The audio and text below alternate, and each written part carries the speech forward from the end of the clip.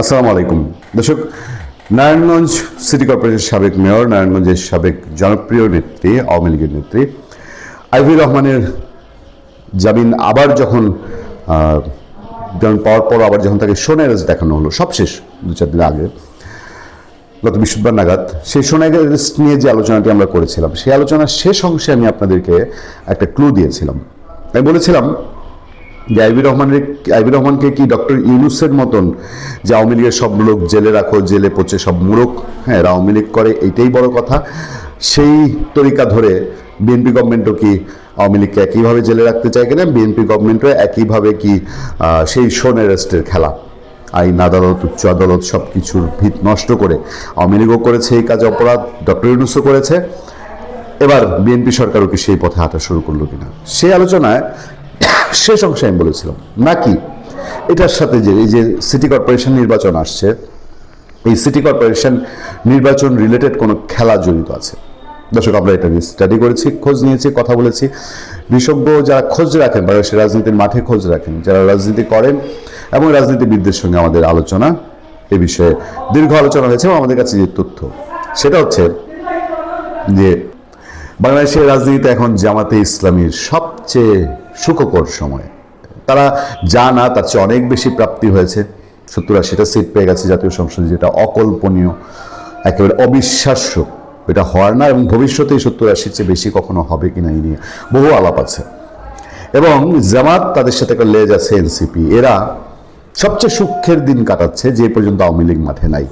আমি সেদিনও আপনাদেরকে এক আলোচনা বলেছি, আওয়ামী লীগ মাঠে পাড়া দিবে মানে জামাত এবং এনসিপি 3 নম্বর দল, 3 নম্বর জোট। এই যে সুযোগটা, এইটা জামাত এনসিপি কেন হাতছাড়া করবে? আওয়ামী লীগের অনুপস্থিতিতে বিএনপিকে যেভাবেই হোক, বিএনপি কৌশলে চলতে হয়, সব কিছু ম্যানেজ করে চলতে হয়, এই ফাঁক দিয়ে বাংলাদেশের প্রায় সবগুলো বিশ্ববিদ্যালয়ের ছাত্র সংসদ জামাত এবং এনসিপি দখল করে নিয়েছে। এই যে সুবর্ণ সুযোগ, আওয়ামী লীগ না থাকলে আমরা বিরোধী দল, আওয়ামী লীগ না থাকলে আমরা সেকেন্ড হতে পারি, সেকেন্ড হওয়ার দৌড়ে আমরা অপ্রতিদ্বন্দ্বী, আওয়ামী লীগ না থাকলে ছাত্র সংসদ নির্বাচন, আওয়ামী লীগ না থাকলে 7টা সিটি কর্পোরেশনের 2টা হইলো তো আমাদের, তো আওয়ামী লীগ থাকলে ঘোরার দিন। এই হিসাবটা জামাত খুব ভালো বুঝে গেছে। নারায়ণগঞ্জ সিটি কর্পোরেশন নির্বাচন, নারায়ণগঞ্জ সিটি, শুধু নারায়ণগঞ্জ দিয়ে আমি আপনাদেরকে বলি, জামাতের টার্গেট এবার শুধু নারায়ণগঞ্জ তা না, জামাতের টার্গেট এবার নারায়ণগঞ্জ, জামাতের টার্গেট ঢাকার একটা যে কোনো উত্তর বা দক্ষিণ, এবং আরও যে সিটি কর্পোরেশনগুলো রয়েছে সেগুলোর মধ্যে চট্টগ্রাম মহানগর না হলেও রাজশাহী, খুলনা থেকে, বরিশাল থেকে কোনো একটা দুটা তারা টার্গেট করে সিটি কর্পোরেশন নির্বাচন করতে চায়। আবার সেই ইউনূসের নির্বাচন, 12 ফেব্রুয়ারি নির্বাচন, যেখানে আওয়ামী লীগ নাই, জামাতের জন্য সেকেন্ড হওয়া সহজ। 7টার মধ্যে 5টা যদি বিএনপি পায়, 2টা যদি জামাত পায়, তাহলেই তো সে সেকেন্ড। নারায়ণগঞ্জ সিটি কর্পোরেশনে আশেপাশে, নারায়ণগঞ্জ সিটি কর্পোরেশনে যতগুলো নির্বাচনী আসন আছে, তার নারায়ণগঞ্জের মূল কেন্দ্রের বাইরেও, মূল কেন্দ্রেও জামাত দীর্ঘদিন ধরে তাদের কাজ করেছে। আমাদের বহু প্ল্যান এই নারায়ণগঞ্জ সিটি কর্পোরেশন নির্বাচন নিয়ে।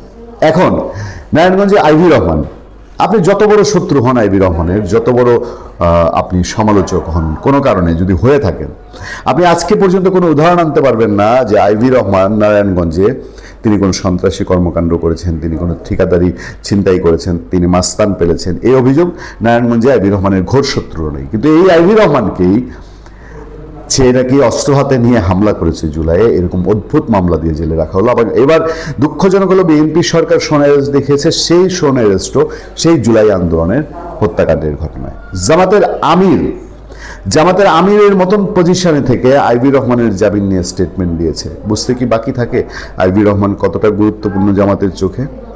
এবং সেই স্টেটমেন্টে জামাতের আমিরও দাবি করছে আইভি রহমান নাকি জুলাই আগস্টে অস্ত্র হাতে নিয়ে গিয়ে হামলা করেছে, হত্যাকাণ্ডের সঙ্গে জড়িত হয়েছে, ফেসিবাদ। বিষয় আসলে কিছুই না, বিষয় হলো নারায়ণগঞ্জ সিটি কর্পোরেশন নির্বাচন।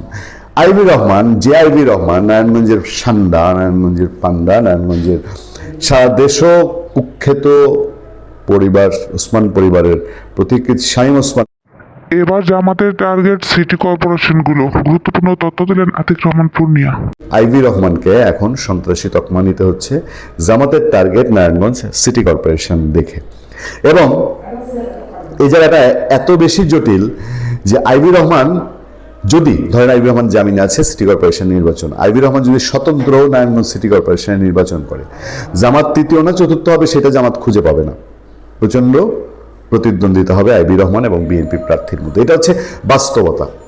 এবং এই বাস্তবতাটা আপনারা দেখবেন যে অন্যান্য সিটি কর্পোরেশনে যদি হেভিওয়েট কোনো নেতা জামিন পান, প্রকাশ্যে চলে আসেন, তাহলে সেই জায়গাটায় জামাত এনসিপি প্রধান বাধা হবে।